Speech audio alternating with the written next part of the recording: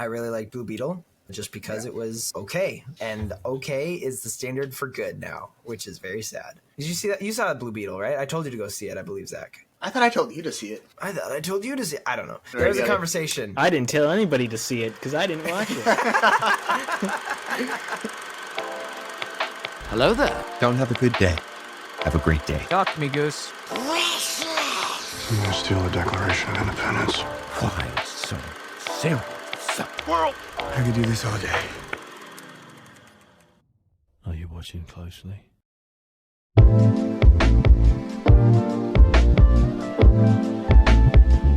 Welcome, everybody, to the One-Eyed Film Podcast. I'm your host, Seth Mossberg, and we made a big mistake. We were wrong, and we are sorry. That's what you call a hook, you guys. That's to make sure they'll watch through more than just the intro, and they'll actually understand. At the beginning of 2023, we made predictions about what our favorite movies, or what we thought the 2023 movies would look like, and we were wrong in some parts. We were really right in others. So obviously we had my little brother Luke with us last time. He wasn't able to join us tonight, but we're going to walk through the movies that we talked about in our prediction. If you want our original prediction in its fullest, you can go listen to that episode. It was the middle of January, a while ago. I believe it was episode 10, but we're also going to walk through it here. So do with that what you will. Before we go into our list, should we each say like the one movie that everyone should see this year? Should we each do that? Our opinion? Yes, I think. Yes, let's do that. What was your favorite movie from the year? And let's see how it lines up with what your most expected best movie was. Because I have that written down too, like which movie you were most looking forward to. So what were your favorite? What was your one favorite movie? This will surprise me because... Yeah.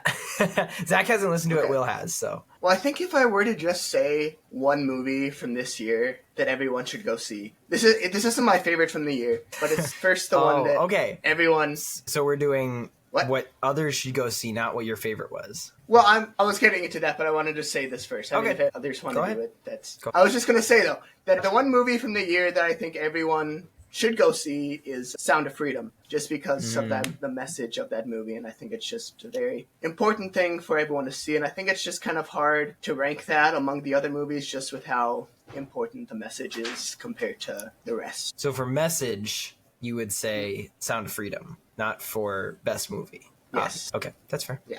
Best movie, I would probably say, I think I'm going to go with Guardians of the Galaxy Volume 3. James Gunn ended things so well. All the actors gave great performances. It was character focused and emotional, like I expected for the movie, and he finished very well with the trilogy. And what did I expect was going to be my favorite? I'll get to that in a sec. I think something we could do in the future is maybe like the awards, the movie awards, and maybe that's more like our soundtracks episode where we bring our own nominations and winners to the table and say, you know, what our winner for best message, what our winner for best soundtrack, cinematography, best movie overall. I think we could do that. I think that would be fun. Next year. Will, you don't have to have a best message, but what was your favorite movie from the year? Well, I mean, I was going to say regarding to like the one that I think everyone should go watch would definitely be Sound of Freedom. I'd harp at that. That's what I was going to say. But then my favorite one, I don't really watch a lot of movies this year. I'd say like probably my favorite one. It is going to be a bit of a tie between Sound of Freedom and the Mario movie, which are two very different. And the reason I say that is because the Mario movie was just like the Mario movie was like is like very fun and I enjoyed it. But like the Sound of Freedom was just like very well put together, and like it just the entire like story that it's telling was just really good and compelling. So I think I probably would say Mario movie because I just really enjoyed sitting down with friends and like going to the theater and actually watching it as my favorite. But that's probably it. I didn't actually really watch a lot of movies this year, like in the theater and just stuff like that. Yeah, I did watch a lot of movies. I got AMC A-List, so I got to watch Nicole Kidman every single week. I was so happy about that. Stop playing it, please, AMC. Besides that. What? You said like you... Nicole Kidman? Yeah, Nicole Kidman has a short before it. You know, they usually have the thank you for watching with AMC Theaters. Please don't talk or text, whatever. And for the last 3 years since the pandemic, they have a video with Nicole Kidman saying, AMC Theaters, we make movies better. And just goes on for like 3 minutes about how good movies are. I'm like, yes, I know. That's why I'm here. It's getting really bad. I'm contemplating life sometimes. No. Only because you guys have already said Sound of Freedom twice. I'm not going to say that that's not my number one pick. I think it's a great movie to go watch. But a movie that I think everyone should see for the message would be Jesus Revolution, and how it wasn't standout, crazy, off the charts, 11 out of 10, but it made a lot of good points about how to love and unloved people, especially back in that time that it was set, but also shows the importance of baptism and how a church operates and things like that are just so good to see, especially in a really well-crafted story. For my favorite movie, I would have to say it was Across the Spider-Verse or Mission Impossible Dead Reckoning. And that's only because that was one of my picks for my most excited movie of the year back in January. So because I'm not a cheater, I will say that I liked Across the Spider-Verse. But even now, as I'm thinking about that, man, there's a lot of bad movies this year, but there's a lot of good movies. I don't know where Godzilla -1 sits on there. It's up there. It's really good, and I don't know if it can take number one. I'm thinking about the reactions that I had in the theater watching these movies. The Spider-Verse movie blew me away all the time. Like, most of the scenes were beautiful and well animated, and Mission Impossible Dead Reckoning had so much action and so much heart behind it. And then Godzilla -1 was equally as cool and yet just more impressive with how much it stayed as a normal movie, like a good old movie without any frustrating messages in it. But that's a topic for another time. You guys at the beginning of the year said that you were excited. Zach had said that he was excited for Across the Spider-Verse was his number one movie, which I know you love it, but I'm surprised that wasn't your number one pick. Will, yours kind of surprised me as I look back. You said 65 and Transformers Rise of the Beasts. I don't know that you even saw either of them, did you? I haven't. I didn't. Wow. Okay, for the record, though, I don't go to theaters. Unless someone else is going, I don't go to theaters. That's very fair. Or watch movies, really. Unless they're free, and unless it's free, or unless some friends are going and they're asking me, then I will go. That's it. Or if your friend who hosts a podcast. Which is ironic, because I'm in a film podcast, so... I was going to say, unless your friend who hosts a film podcast asks you to watch a movie to record an episode on it. Besides that... I mean, I'll be honest, that's part of the reason why I chose Sound of Freedom and the Mario movie, because those are the only two that I know for sure that I did and actually go watch. I don't know out of the entire list if I watched any of the other ones. In retrospect, it's funny that you saw the list of all the things we talked about and you said 65 and Rise of the Beast. Probably, what was it like? It was pretty low on the list. I don't know that it made top 20, either of them. 65 was pretty bad. I think Rise of the Beast got some good popularity, but not a lot. The Transformers fandom is kind of... Yeah, but it wasn't that scene. Well, I think, like, because in the original episode, I just said, like, I'm just excited to see what they're going to do with it. I don't think I necessarily said I was excited for them. This was the part, right away I asked you guys... Because I knew I wasn't going to go watch them, so... Right away I had asked you guys which ones you were most excited for, and those were what you said, so... Okay. Luke had said that he was hopeful for Indiana Jones and really looking forward to Super Mario, which he admitted his hope was misplaced in Indiana Jones, even in the January episode. But I think his Super Mario prediction was fair. And then I was looking forward to Dead Reckoning and Oppenheimer, and we'll talk about those individually here in a second. But we're going to walk through not all of the movies we talked about, because some of them there was like Cocaine Bear, and we didn't watch those, and they didn't make a big splash. So we're going to leave those. But the ones that we really had discussion on, I'm going to walk through them chronologically and remind us what we talked about and reflect on the movie if we have seen it. First up was Quantumania. Oh, no. I love listening to this part because Zach was so hopeful.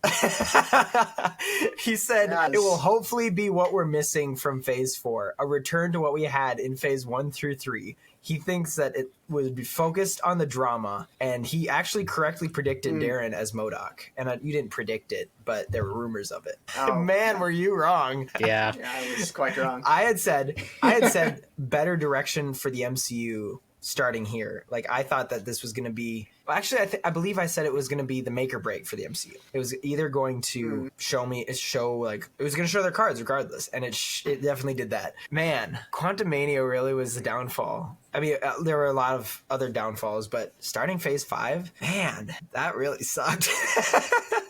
I'm not dissing Zach for his bad prediction. There's no way you could have known, but we were all kind of hopeful. Yeah. Any thoughts about that one? I just thought I quite enjoy the first two. And with the same director coming back and everything, I thought we were going to get another good movie. It seemed fairly likely, in my opinion. And the trailers made it seem all emotional and everything, and I was kind of expecting that in the movie. But then the movie was just really dumb. I should rewatch it just to see how dumb it is again. I mean, because to be fair, looking at the trailers, they did give off a more emotional and serious vibe, and I don't even really remember I don't think it can really be blamed. They didn't market it well. I just think about the scene where Cassie's telling MODOK to just be a good person. You know the scene I'm talking about? That scene was so bad. Do.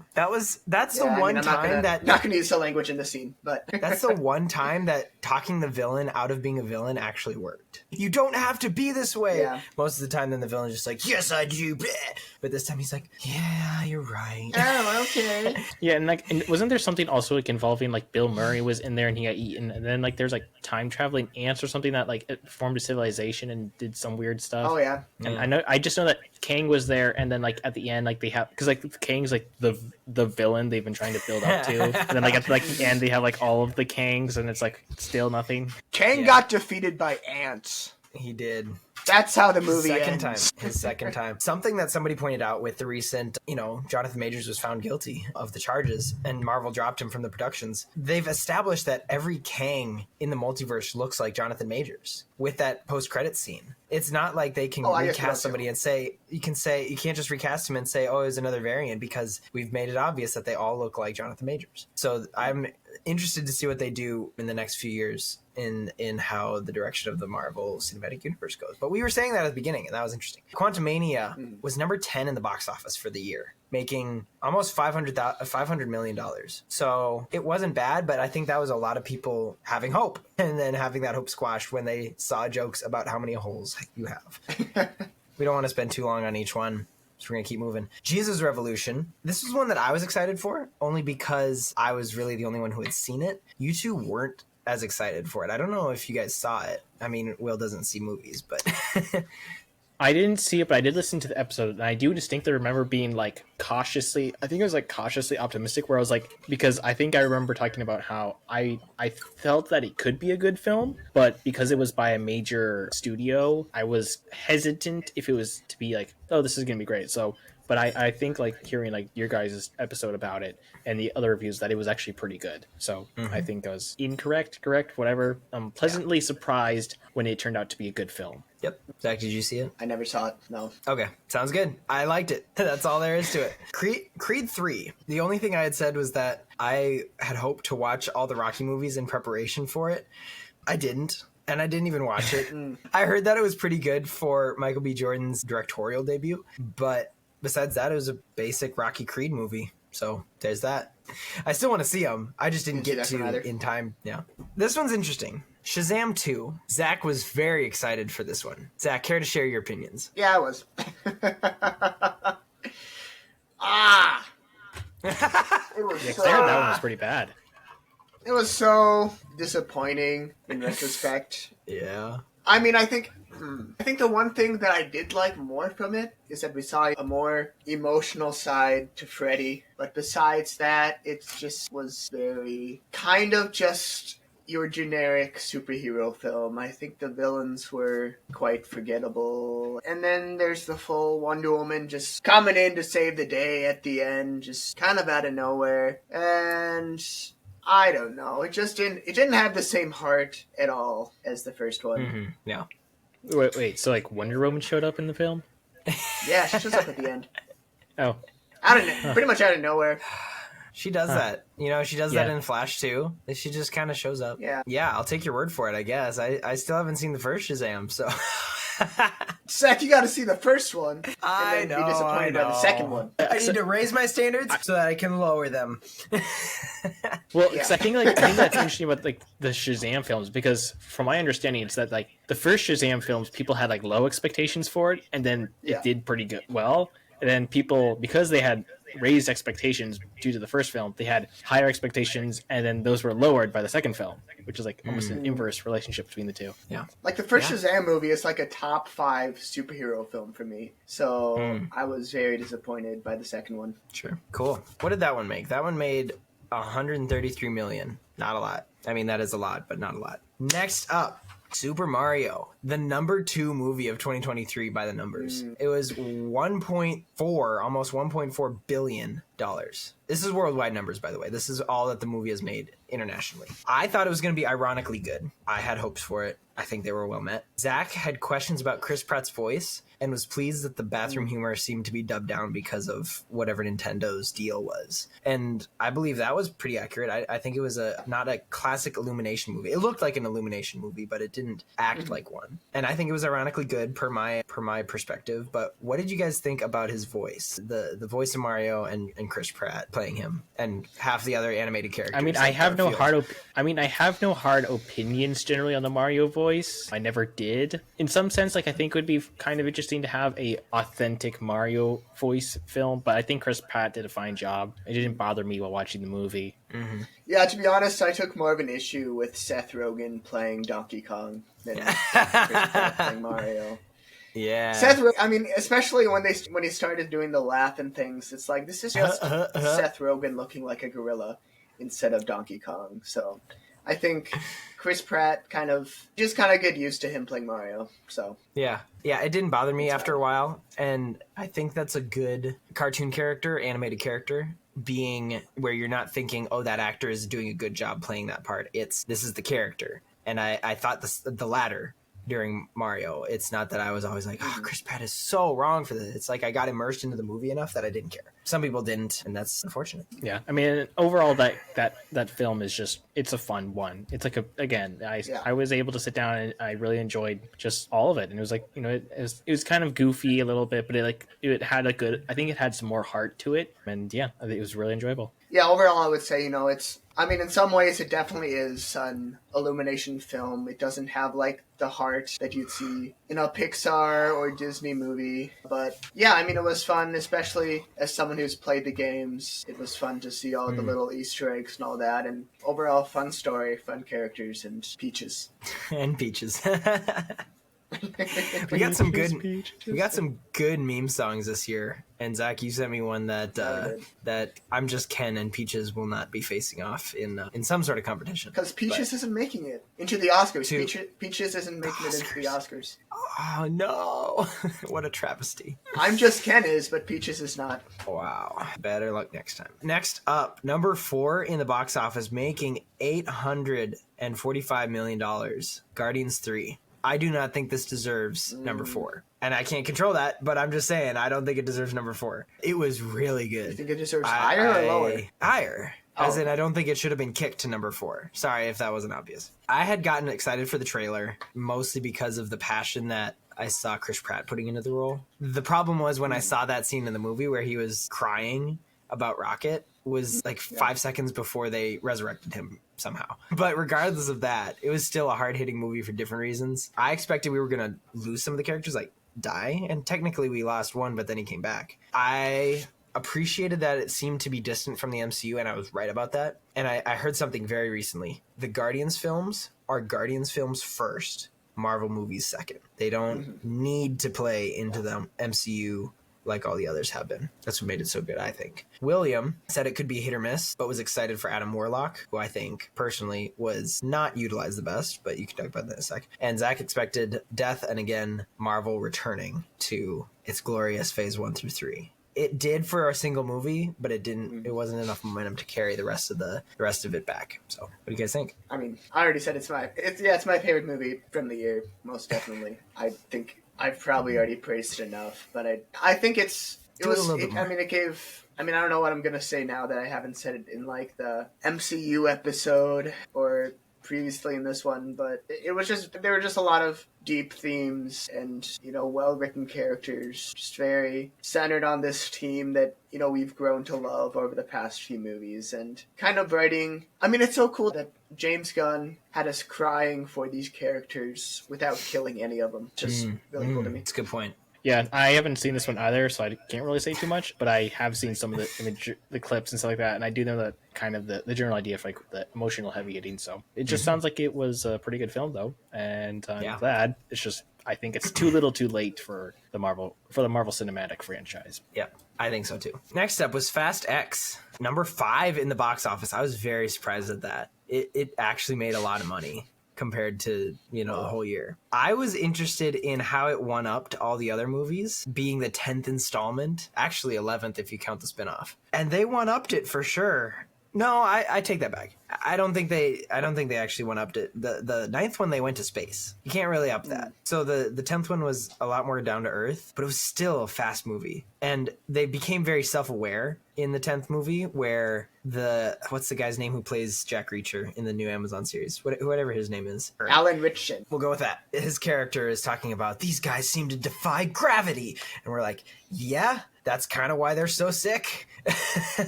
But I think because it's starting to become a meme and the directors are not being serious anymore, it's starting to become fun. And it's still so frustrating that I like them so much. Okay, so I had said that I was going to watch all of the Creed and Rocky movies to watch Creed 3, and I never did. I did not expect that I would want to watch all of the Fast movies in order to watch Fast X. I did, and I loved it. The later ones definitely got a little more on the nose, but the middle ones, just the sweet spot. There was some amazing action scenes that were real. The family joke is still legitimate and all over the place. Like, they have the power family, that's their superpower, but it's still so good. And I didn't like that they ended on a cliffhanger, basically the end of a TV show episode where it's like, tune in next time to find out the finale of Fast X and whatever. And they haven't even announced the sequel, which is so weird. It was a roller coaster, and I loved it and couldn't wait to get off at the same time. I'll put it that way. Yeah, that's really interesting because with my siblings, I've been watching through some of the Fast and Furious movies, kind of just haphazardly in different orders as we get them or whatever. And they are just kind of out there. And from what I can tell is like those ones are just like guilty pleasures that people just watch for fun. And they're just kind of silly and goofy and can be enjoyable for that.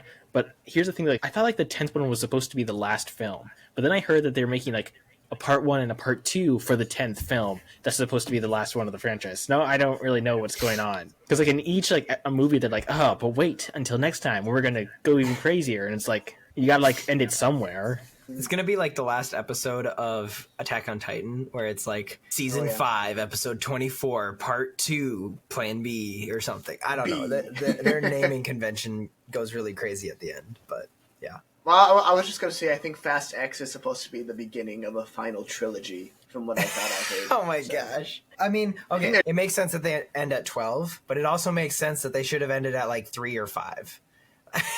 Yeah. So back when like it still like was actually just about like cars and stuff and like illegal driving or whatever. I mean, I've only seen the first one, so I don't know what it is that's so charming about these movies, but there's literally, I don't know how I like this. It's because when you understand it's not our reality, it's their reality where things are a little over the top. One of the movies, 6 or 7 I think, Vin Diesel ground pounds the ground, like he just and it cracks open and swallows the villain. Like, thing about street fights, the street always wins.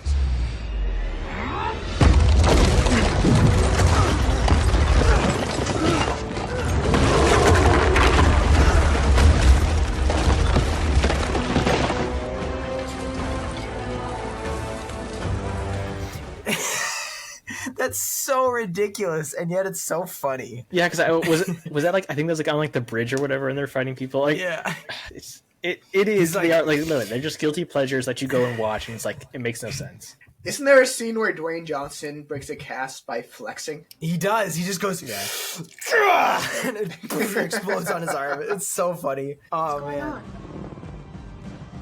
Daddy's got to go to work.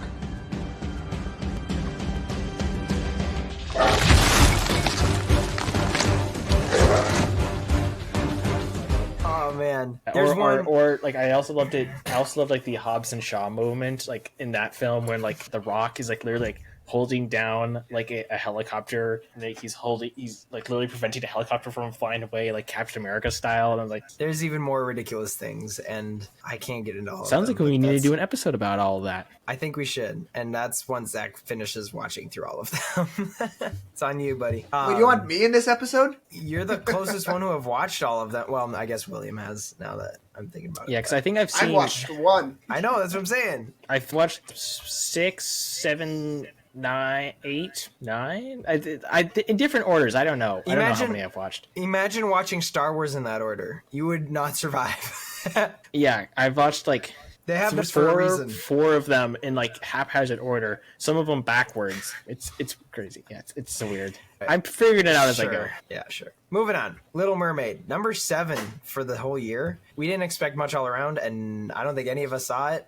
And we all don't want to get into that controversy. So it was just interesting that it made number 7. Moving on. So, next up, Across the Spider-Verse, number 6. Again, I don't think this deserves number 6. I think it should be higher. I don't know why it's even below Guardians. I think Across the Spider-Verse was a much better movie than Guardians. Not much better. It was, yeah. It's interesting to see how box office numbers reflect popularity. So I had been looking forward to an original story, understanding that the Spider-Verse and the multiverse is a part of the Spider-Man character and not just shoehorned in like Multiverse of Madness. And I was hoping for more multiverse than Multiverse of Madness because they did not give us a lot of madness in that multiverse. Zach, you were wondering how much they were going to talk about how you wear the mask, where the first one talked about anyone can wear the mask, and then you assume the second one would be how you wear the mask. I think you were pretty accurate with that one. And then you were wondering why Miles is at the center of it all, why there's so many variations of Spider-Man, and why we have to focus on Miles besides that he's the protagonist. And that was a valid thought, and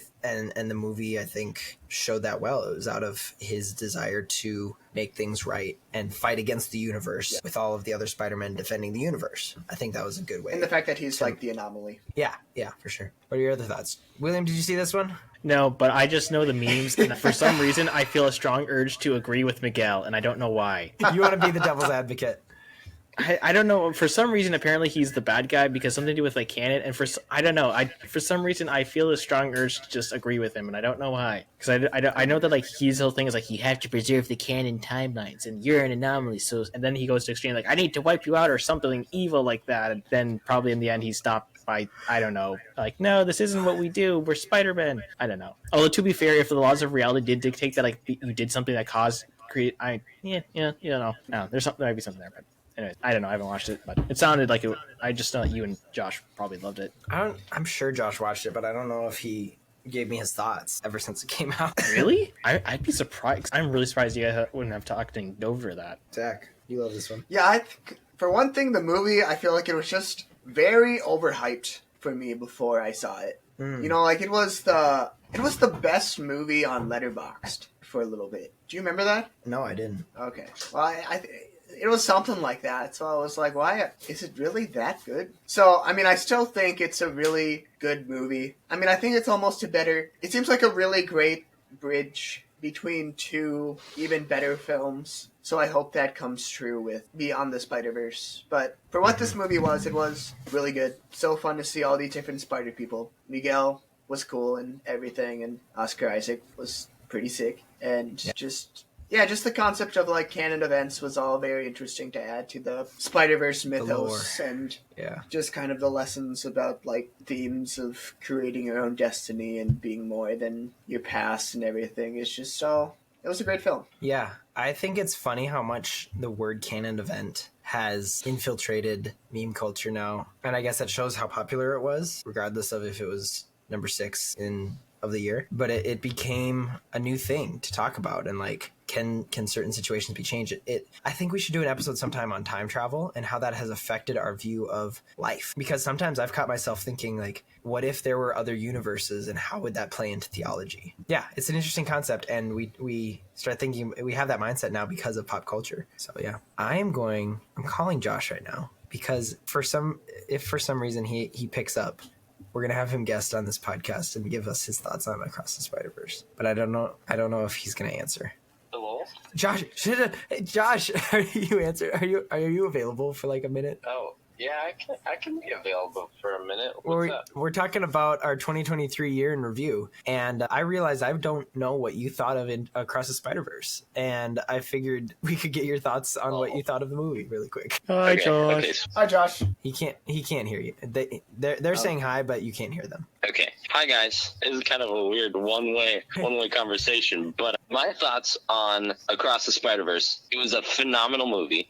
It's hard to live up to the hype of Into the Spider-Verse because that is my number one favorite movie, but Across the Spider-Verse did nail it in the animation, the storyline, and even though I'm not a huge fan of cliffhangers, they had a great cliffhanger, and I'm stoked for the next one. So that was a massive success, and the movie got second in my favorite movies of all time. So definitely a success for the 2023 year. Of all time, what was your number one? Of all time, my favorite movies are number 1, Into the Spider-Verse, number 2, Across the Spider-Verse, and then number 3, Tag. You like Tag?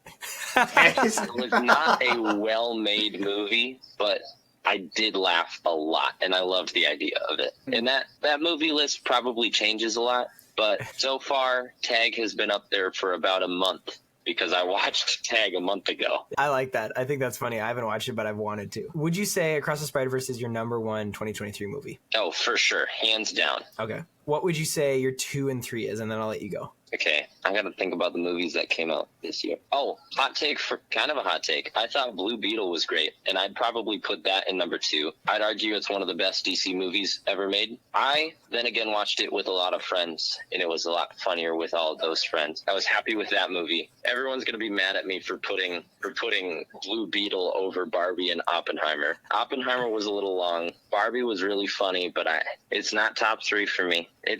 Those two are probably like in the top 5, but I'd probably say third is Volume 3, Guardians of the Galaxy. Yeah. That was like a little candle in a very dark room, which the dark room is Marvel right now. It's definitely struggling. And the Guardians of the Galaxy Volume 3 was great. Loved most every second. There were still a few quirks about it that I wasn't a huge fan of, but that's something that would take an entire episode to digest. Yeah, for sure. Well, cool. Thanks for hopping on for a second, featuring Josh today, guys. Thanks for doing this. Bye, Josh. Yeah, you're welcome.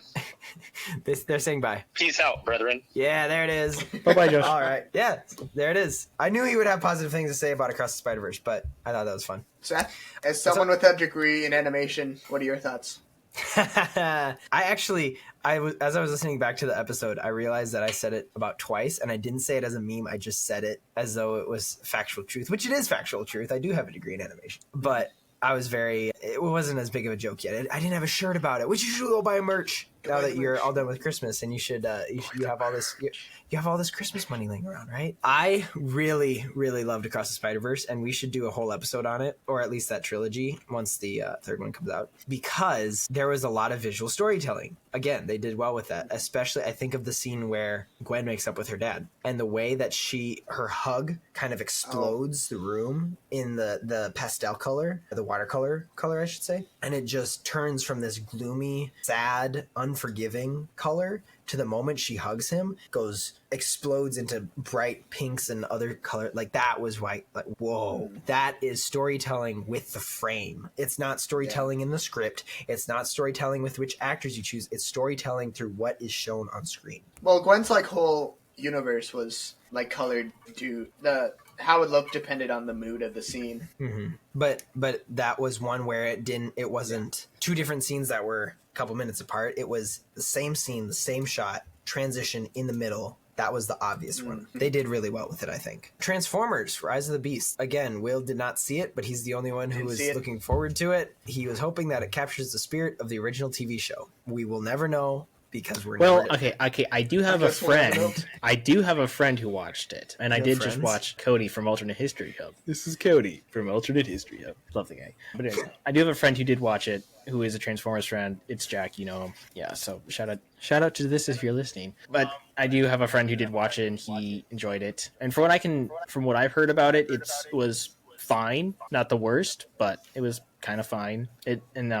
That's one that I don't know why they haven't stopped making them, because they make money.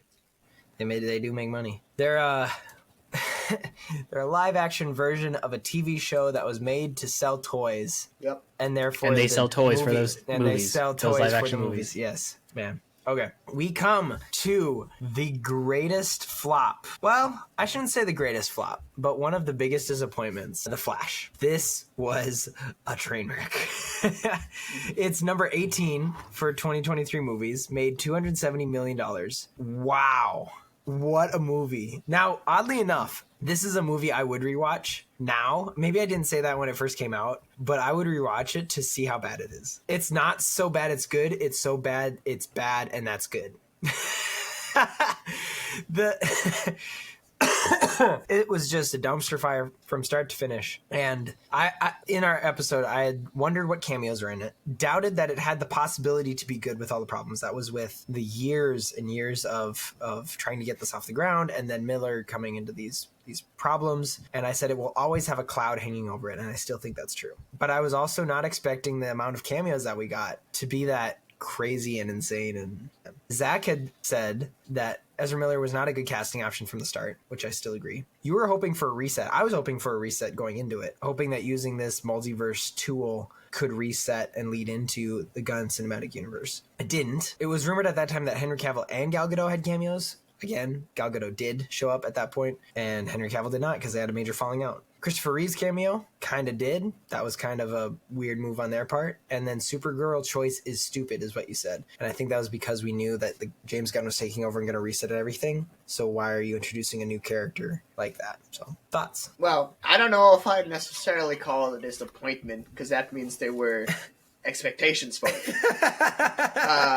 I would just call it a bad movie. I mean, to be honest, they had a Super Bowl trailer that kind of actually got me excited for the movie. But besides that, I have much expectation for it at all. I mean, just as I said last time, Ezra Miller, just not a believable Barry Allen for me. And you got to see him twice.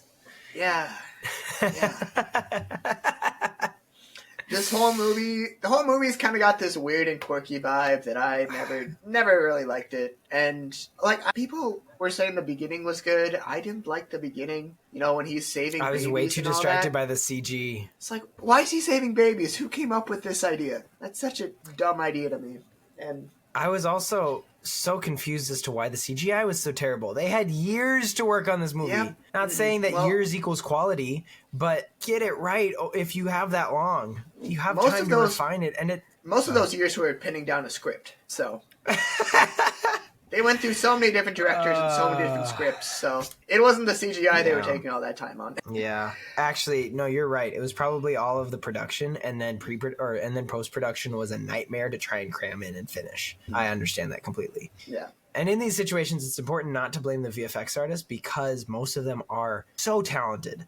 They just have very limited time, and they're not treated well. And yeah, that's important to remember, and to not just bash them. And I mean, even Batman, his suit looks so weird. I'm just going to talk about that. His suit was so bad in that movie. I don't know what all the hexagon things were, and the blue didn't end up looking that good to me. I mean, that's just small nitpicky things. But then, I mean, even when we get into the big multiverse stuff, I mean, they didn't give Michael Keaton a whole lot to do, which was kind of sad. And then that movie would have flopped so hard if it didn't have Michael Keaton in it. Not that it already did. It already flopped pretty bad.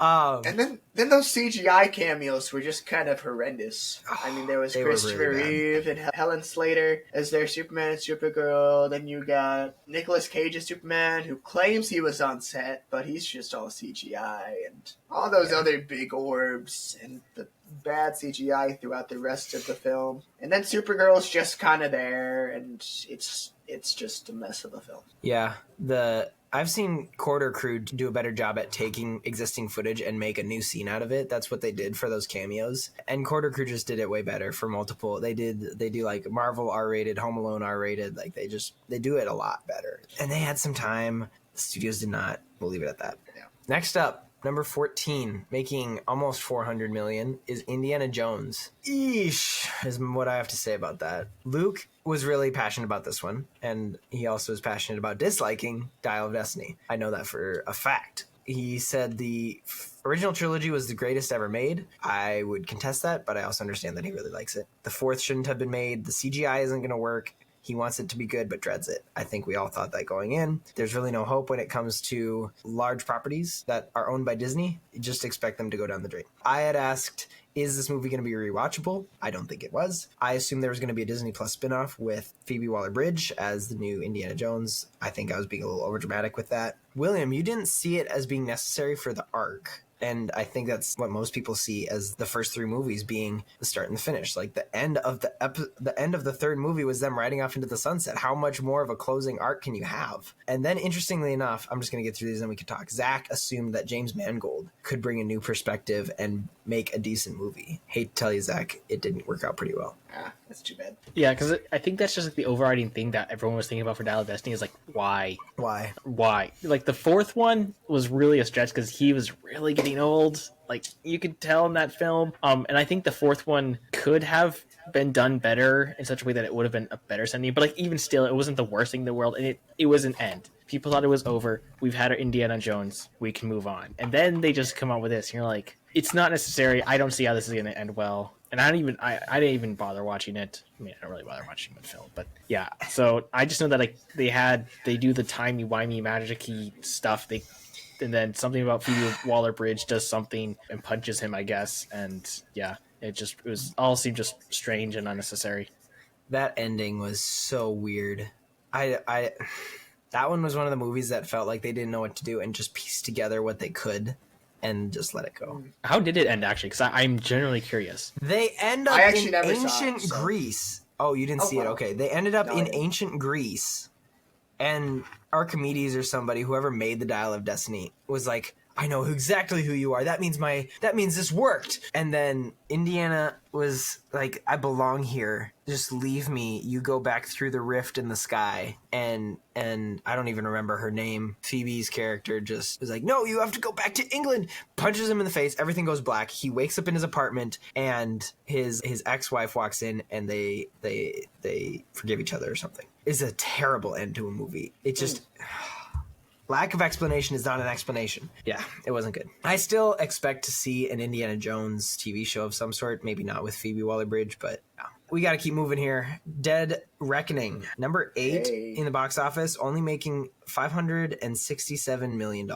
I assumed it would be box office success. Doesn't have the possibility to fail, is what I said. I don't think I would stand by that because any movie is bound to fail, as we can see with this year. And I oppose it to Fast X, where they keep making installments, but for some reason, Mission Impossible keeps getting better and Fast and Furious movies get worse. And Zach just said it's a movie for the books, is what he hoped for. And it was, in my opinion. And it was. It was really good. It comes down to Christopher McQuarrie and Tom Cruise just working together to know what real movies are and making a banger of a movie that just looks good. The only thing I would say is that they advertised the heck out of the cliff jump scene, and it honestly wasn't as cool anymore when I saw it in theaters. Like, I knew it was coming. I knew exactly what to expect. I knew exactly what it would look like. And then it's just kind of like, yeah, I've seen that like 5 times already. So besides that, I really loved it. The train sequence at the end was gripping. Like when they finally made it to safety, I felt my body go, I realized I had 10 steps. Will, did you see this? Why are you even on this podcast if you're not going to watch these movies? No, I'm sorry. I don't mean it like that. Again, because I bring delightful commentary. And you do. Yeah. You do, and you will watch movies if I ask you to. Yeah, that's basically it. But you didn't see it, this one. No. You can pretty much I'll put it this way. If it's 10 years old, I probably haven't seen it. Actually, unless it's like a Western or a very big, well-known film or a Marvel movie, there's a good chance I haven't seen it. Although I have seen very obscure films as well, so it's, yeah. Fair enough. I just don't go to theaters. It costs money, and I don't pay. I really loved it. I would probably say it's second favorite in the franchise. I mean, they kind of went from going with a different director in each film in the first 4, and then 5 through 8 is going to be all Christopher McQuarrie, so there's kind of a transition there, but I mean, it's Christopher McQuarrie's really just been, hitting home run after home run with 5, 6, and 7 here. And 7 especially showed, just they took stunts to the next level with the bike scene that we saw a million times in marketing and the train scene. So the stunts were all really great. You know, you get what you expect there. And I thought Haley Atwell was a great addition to the cast. I really liked her character in the film. Yeah. She brought something new there. I was a little bummed out that they killed, it's Rebecca Ferguson's. I can never remember their names in these movies, but they kill her off, and that kind of bummed me out. As long as she stays dead. As long as she stays dead and is meaningful. Like, they played it off and they were like, man, this really sucks. But, you know, more than that. But Ilsa Faust, that's her name. Yeah, but they I think they did a really good job understanding the sacrifice and that it's for Ilsa or whatever. Yeah. So, man, we got some big ones here. Oppenheimer and Barbie. We'll rope those two in together. Oppenheimer was number 3 in the box office, just shy of $1 billion. Barbie was the number 1 2023 movie, making $1.4 billion. I expected a lot from Oppenheimer. Zach expected RDJ to be amazing. And then from Barbie, I said it would be unironically good, and a lot of people would actually like it. Will thought it was dumb and wasn't going to go watch it, had zero interest. And Zach assumed it would be a crazy movie. William, that is where you were wrong. You would go see it because you went and saw it with Josh and I. Yeah, that's literally the only reason I would have gone. Although I will say I was pleasantly surprised that I enjoyed it as much as I did. Because again, like what exactly he was trying to say, who knows? But it was a funny film. Yeah, especially Ken. Mostly 90% of the enjoyment was from like Ken. I'm just gonna say fair. Because like, you know, we're all Ken enough. We are Ken enough. I think I kind of expressed my thoughts in our Barbenheimer episode, which was kind of a special summer episode. I thought Oppenheimer was really long and a lot of talking. I understand why it was really big and cool and amazing. I still don't think it's Nolan's best. I feel like I would watch any of the other Nolan movies over that one. Not saying it's bad. I watched The Prestige tonight and I was like, man, this is a good one. It was our first episode. Love that one. I love that one. It's so good. And yeah, I didn't vibe with Oppenheimer. It had its pluses, but the long runtime really got to me and a lot of talking. It was well made and everything, and then Barbie, I agree with Will. I don't know exactly. They played both sides of the argument, but tried to play one side more than the other. The messaging was weird. The way they made it was fun. Reminded me of old 2000s movies where it was, I mean, Will Ferrell was the main villain, the comic relief next to Ken. Will Ferrell being Will Ferrell. And just a misplaced protagonist, I think, is a good way to describe it. And those types of movies are fun and aren't made that much anymore. So I appreciated it for that. And a lot of memes came from it. Speaking of, I was actually Barbenheimer with my girlfriend for Halloween. I was J. Robert Oppenheimer, and she was Barbie, and we thought that was pretty funny. Nice. That's how much the memes have affected our life. Yeah, if I'm going to be honest, I think I'd probably rewatch Barbie before I rewatched Oppenheimer. And that's kind of mostly for what you were saying about Oppenheimer. For seeing it once, it was very intriguing still, even though it's just a bunch of talking besides like the bomb scene. And I think if I watched it again, it wouldn't be as intriguing, and it would just kind of feel like a bunch of talking to me. Meanwhile, with Barbie, Barbie was not the feminist propaganda that some people made it out to be. I think it's an over-the-top comedy that pokes fun at both sides, and it's a decent movie. I think there's some scenes where it gets kind of annoying with the message and everything like that, but overall, Ryan Gosling, lots of fun. He is me, so yeah, just Ken and all that. Yeah, I agree. A lot of people either wanted to really hate it or really love it, and if you disagreed with them, you were wrong. I enjoyed it for what it was, in the sense that a lot of people got offended at the demasculinizing of males, and I didn't see it as that. It kind of spoke down to men for a while, but it was also like I thought the men stereotypes were hilarious. I found that so funny. Not that I let that define my life, but and then it's the one scene where the mom gets preachy felt out of place, especially in a comedy, regardless of what she was talking about. There's a lot of contradictions with how the story was made and what it's trying to tell. Not how it was made, but how the story was structured versus what it was explicitly trying to say. We're not going to get into that, but it was funny, and I think that's what mattered, and that's why it's number 1 of the 2023. Yeah. I think we're going to mostly breeze through this. That's how we did it the last time. We got through like July and August, and then we just crashed through it. Marvel's bombed. We knew that. I didn't like it. It was just a generic Marvel movie. No one saw it. I didn't see the purpose of it back in January. Zach had heard that there was going to be a musical planet, and he was not wrong. And I groaned through that whole scene because I couldn't stand it. Because at the end of the scene, Captain Marvel just goes, "Oh yeah, the guy I've been singing to for the last 5 minutes, he's bilingual, which means he can talk normally, and we didn't need to have this entire scene." It was a movie made for little girls, not the core audience of the superhero movies. Does that make sense? Like, a majority of superhero and comic fans are guys. That's how it is. And Marvel's was made for a bunch of little girls who like cats and musicals. And I'm stereotyping so hard right now, but that's the reality. It's for the same audience as Miss Marvel, I would say. I mean, and I guess it's kind of cool for Marvel to give something for everyone, but I think they just give them better. No, see, that's where I disagree. They're gonna have bombs like this if they give something for everyone. When the core of superhero movies are based in the male fanboy type of punchy, deep kind of Winter Soldier, I love you bro type of situations, those are the ones that I think are the coolest. That's why I think Winter Soldier is one of the best Marvel movies, is because it just appeals to that audience so well. And maybe that's another episode for another time. I just push off the conversation so we can get done with this one.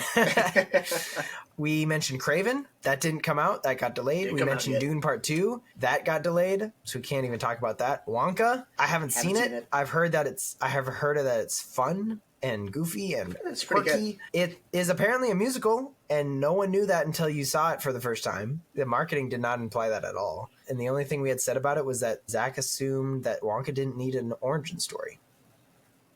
Yeah, it seems weird, but whatever. Maybe it'll be fine. Who knows? I don't know. You can go see it now, I guess. Let us know. We're not going to go see it. Aquaman 2, still, I believe that's coming out this weekend. Tonight, so. Oh, tonight? Yeah. Spoiler alert, we're recording this on Thursday. If we want to make a super last prediction, I don't know. I have seen the trailers for it. I did watch Aquaman 1. When I go and watch movies, I'm not like generally super critical while I'm watching it. I can pretty much sit down and enjoy any film. But like in regards to story, I can't say much, but I just liked the visuals for Aquaman because it's underwater, and we haven't really seen like a full on underwater battles and giant civilizations, stuff like that. And they'd like to see a bit of cool stuff for the second one, so that just seemed interesting. So I hope it does well, but I don't know, because I know it's probably gonna be like one of the. Is it Seth, can you see that? I don't think you can see it well. It's at a 36% on Rotten Tomatoes right now. Yeah. The two reviews I had heard of it, Jeremy Johns said The Flash was better. I think that he's being a little dramatic. I don't know. The Critical Drinker said it was like Blue Beetle, Black Adam, Shazam 2, bland, generic superhero movie, and not a good way to end off the DCEU. It is what it is. I'm not going to go see it if those are what they're getting at. Some movies that we didn't add in our predictions episode, I don't know if we missed them or if they just came up quickly. I don't know. Hunger Games, Battle of the Songbirds and the Snakes. Ballad of the Songbirds and the Snakes. Ballad? Yes, Ballad. That shows you how much of a Hunger Games fan I am. I actually really liked it. I enjoyed the story of it. It was tough because President Snow, who's the bad guy in the first four, is the protagonist, so he's a sympathetic villain. Sympathetic villains don't always work. It's like in the last 10 minutes where he decides he's going to be bad. That didn't sit well with me, but the whole story was decent. I liked it. That's interesting because I haven't watched the film, but I have read the book. So, but from what I can tell, like it did pretty well in the box office, and it wasn't like the greatest thing ever, but it did fine, which is good. I guess it's just it made $300 million. Decent. I didn't see it. So FNAF, Five Nights at Freddy's. Didn't see that. You guys didn't see it? So. Okay. I don't care for FNAF, so I yeah. I saw it. I'm on the borderline between liking FNAF and not liking FNAF. My girlfriend who went and watched it with me didn't know anything about it, so she just laughed at it. She thought it was funny that they were so scared by goofy-looking monsters. I knew most of the lore, but I'm not a hardcore fan, so I didn't really care that much. For being a Blumhouse production and being so cheap, it looked really good. And yeah, the FNAF community really liked it. So, Sound of Freedom, we talked about that a little bit. It actually made number 21 in the full year box office, and that was released earlier in the year, whereas some of these movies were also released later. So it's not like it's got a full 12 months of, how much can this make if it was re-released at all or whatever. But yeah, Sound of Freedom was good. We have an episode on that. Go check it out. Teenage Mutant Ninja Turtles Mutant Mayhem. I really like that one. That one was a really cool art style, similar yet different to Across the Spider-Verse and Into the Spider-Verse, but also the fact that they got teenagers to act in it really, really sold it for me. And the story was a Teenage Mutant Ninja Turtles story. It's pretty good. You guys see it? Nope. There is one more thing I'd like to mention, just because it's I haven't seen it, but I've heard. I was kind of hyped for it and then I've kind of dismayed, I guess, from the reviews, Napoleon, because that came out pretty recently, and I saw the trailers for it, and I'm a history guy. You know, I have a majors in history. I like doing that stuff. So I was really excited for this because it's a Ridley Scott films, which aren't known to be like perhaps the most historically accurate, but they're always like generally like sometimes they're pretty passable and they're really fun and they get people engaged. They had Joaquin Phoenix as Napoleon. It looked pretty good. I was kind of hyped for it, just seeing the trailers. And then from what I've heard is that like it was really bad and it was really historically inaccurate. And like they focused on Josephine, Napoleon's wife, way too much, and that it was just not really good. So that was just something random that just has come out more recently and that just seems disappointing from what I've heard. Yeah, I haven't seen it.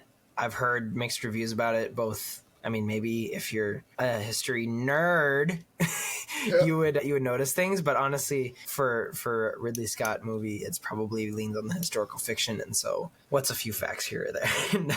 Well, you know, I don't know, maybe firing cannonballs at the Egyptian pyramids. Yeah, well, I haven't seen it, so I can't really defend it. The three others that I have listed: Blue Beetle. I really like Blue Beetle. Just because it was okay. And okay is the standard for good now, which is very sad. Did you see that? You saw Blue Beetle, right? I told you to go see it, I believe, Zach. I thought I told you to see it. I thought I told you to see it. I don't know. There was a conversation. I didn't tell anybody to see it because I didn't watch it.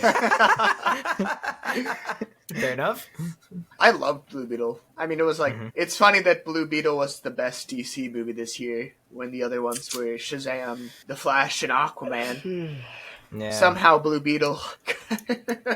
Yeah, but I mean, it had a very basic plot, generic villain and everything, but a very, very likable characters. They did really well. The lead actor was so good at showing emotions. There were some very emotional scenes in there, and I just loved that. Yeah. And then the family was all really cool. And yeah, I mean, even though there wasn't much to the movie, what there was really good. And I think it looked really good. I think all the CG production went to Blue Beetle and not to The Flash.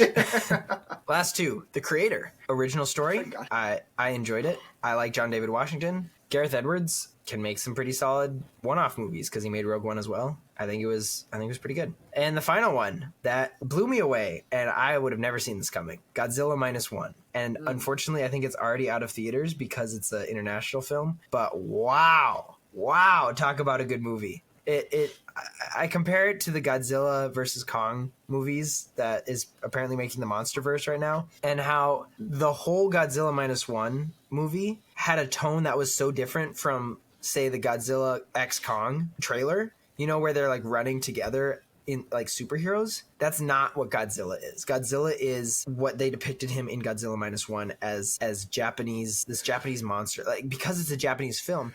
Wow. That was violent. My bad. Wait. Random funny thing that just came to mind. Almost had an atomic breath there. You take the sneeze, and then you put, you know when Godzilla does like his whole roar thing after shooting the laser beam? Put that sound effect over that. So it's like, achoo.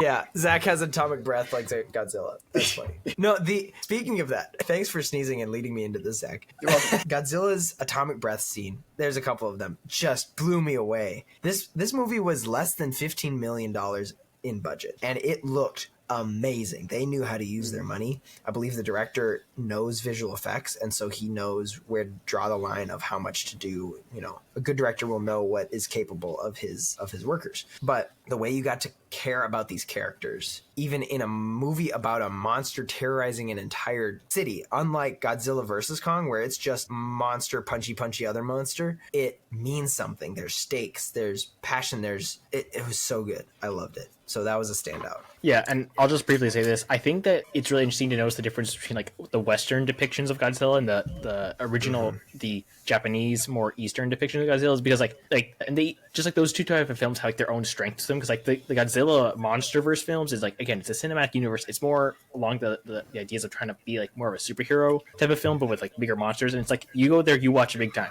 Like, you know, Godzilla versus Kong. I go there, I watch monkey with big axe swing and destroy city. That's what you go there for, to just kind of sit down. I think Godzilla -1 is it has more depth to it, and I think that's what makes it a bit more impactful and like seems to be more enjoyable. I would highly encourage a watch for that one. I haven't seen it yet, but it was crazy to me that I saw like no marketing for the movie, but once it came out, everyone just went crazy about it, and I was just like, what's going on? And I didn't even know there was a Godzilla movie coming out at all, and then everyone's raving about it, and so I am definitely interested to see it. But yes, please do. It's really good. Just one last thing for movies. Sorry, I'll just mention it. It's coming out now. Zack Snyder's got his Rebel Moon thing. Don't know much about it. Just know that it's a Zack Snyder film. That's literally it. I was kind of like, it's like a 14% or something on Rotten Tomatoes. We'll talk about that next week when we look at 2024 movie predictions. Join us for that. We'll have some new people on. I'm excited for that. Then again, what really is coming out in 2024 because of the writer's strike? I don't know. We'll see.